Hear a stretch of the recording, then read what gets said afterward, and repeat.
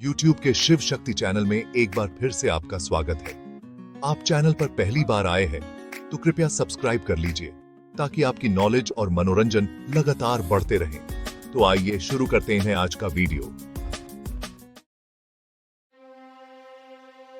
पुत्र वियोग में तड़पती गांधारी जब कृष्ण को श्राप देने चली, तब कृष्ण गांधारी से कहते हैं,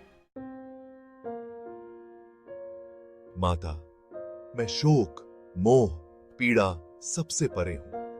न जीत में, न हार में, न मान में, न अपमान में, न जीवन में, न मृत्यु में, न सत्य में, न असत्य में, मैं किसी में नहीं बंधा हूं माता।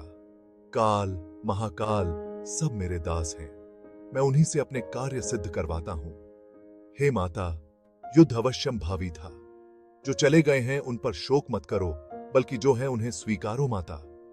वर्तमान को स्वीकारो माता। भूत दुख का कारण बनता है।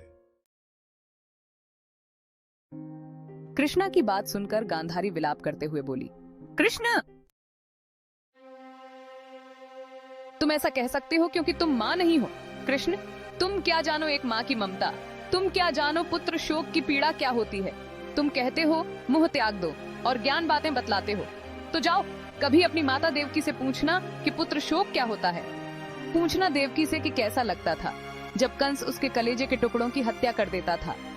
पूछना जब उसका दूध उतरता था और बच्चा न होने की वजह से जब देवकी व्यथित हो जाती थी, तब पूछना उसको कैसी पीड़ा होती थी। पूछना वासुदेव, कभी पूछना। ऐसा कहकर गांधारी धम्म से धरती पर गिर जाती है। फिर कृष्ण गांधारी को संभालते हैं, उनके आंखों से निकल रही अश्रुधारा को पोंछते हैं।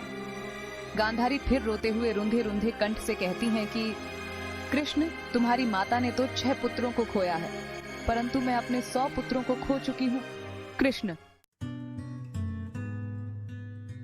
परंतु माता कौरवों ने वही मार्ग चुना जिसमें उनका पतन निश्चित था। अब मैं किसी के कर्म क्षेत्र पर तो अधिकार नहीं जमा सकता।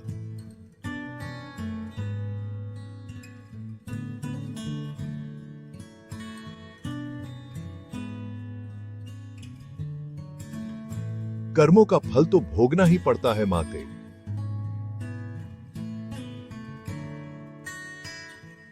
गांधारी कृष्ण की तरफ अश्रुपूरित नेत्रों से देखते हुए बोली, ये कहना आसान है केशव, परंतु एक माता के लिए उसका पुत्र ही महत्वपूर्ण होता है। वह लायक है या नालायक, इसका माँ की ममता पर कोई प्रभाव नहीं पड़ता। जितना दुख उसे लायक पुत्र की मृत्यु पर होता है, उतना ही नालायक पुत्र पर। लोग कहते हैं कि तुम आदि ब्रह्म हो, लेकिन हो तो पुरुष ही, कलेजा वज्र का ही रहेगा। माता पार्वती देवी होते हुए भी अपने पुत्र गणेश का शोक सहन नहीं कर पाती हैं। हे कृष्ण, कभी माँ बनकर देखना, तब तुम्हें पता चलेगा कि तुम्हारा गीता ज्ञान ममता के आगे कितना टिकता है। यदि मोह ममता अज्ञान का परिचायक है, तो तुमने इस मोह के संसार की रचना क्यों की? बना लेते अपने ज्ञानियों का संसार। क्या आवश्यकता थी मोह ममता के संसार की रचना की?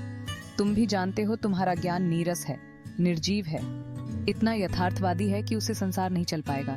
तभी तुम मोह ममता का सहारा लेते हो।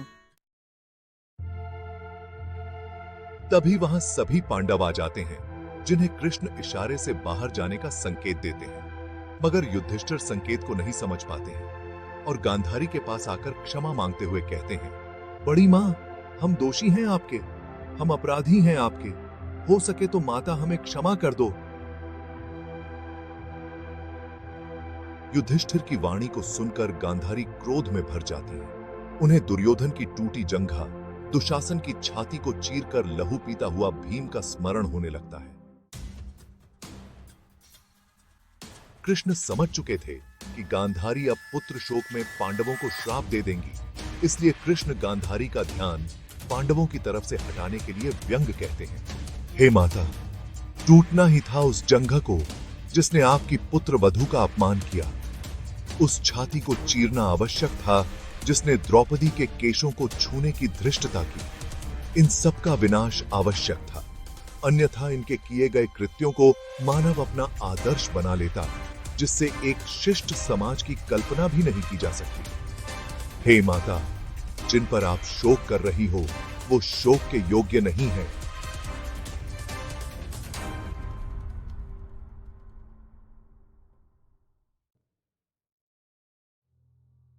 हे यादव, हे माधव, मैं शिव भक्तिनी गांधारी अपने पतिव्रत धर्म से एकत्रित किए गए पुण्य शक्ति से तुम्हें शाप देती हूँ।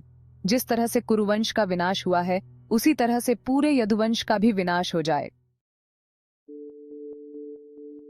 जब गांधारी ने ऐसा कहा तो कृष्ण बोले, हे माता, यह शाप आपने मुझे नहीं स्वयं को दिया है। आप अभी अपने 100 पुत्रों का पूर्णतः शोक मनाई भी नहीं थी कि आपने अपने एक और पुत्र को शाप दे दिया। हे माता, क्या आप मेरा शव देख पाएंगी? माते, मुझे आपका शाप स्वीकार है, क्योंकि न तो मेरी मृत्यु होती है और न ही जन्म, न ही मेरा इस शरीर से कोई प्रेम है। माते, आपका इस शरीर से प्रेम है और आपने शाप देकर स्वयं को फिर दुख सागर में डुबो दिया।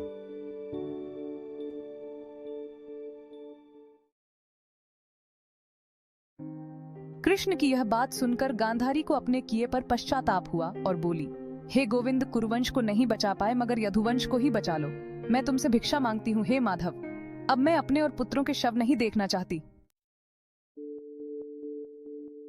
कृष्ण गांधारी से कहते हैं, हे माते, न मैंने कुरुवंशियों के कर्म पर अपना प्रभाव जमाया और न ही मैं यदुवंशियों के कर्म क्षेत्र पर अपना प्रभाव स्थापित करूंगा।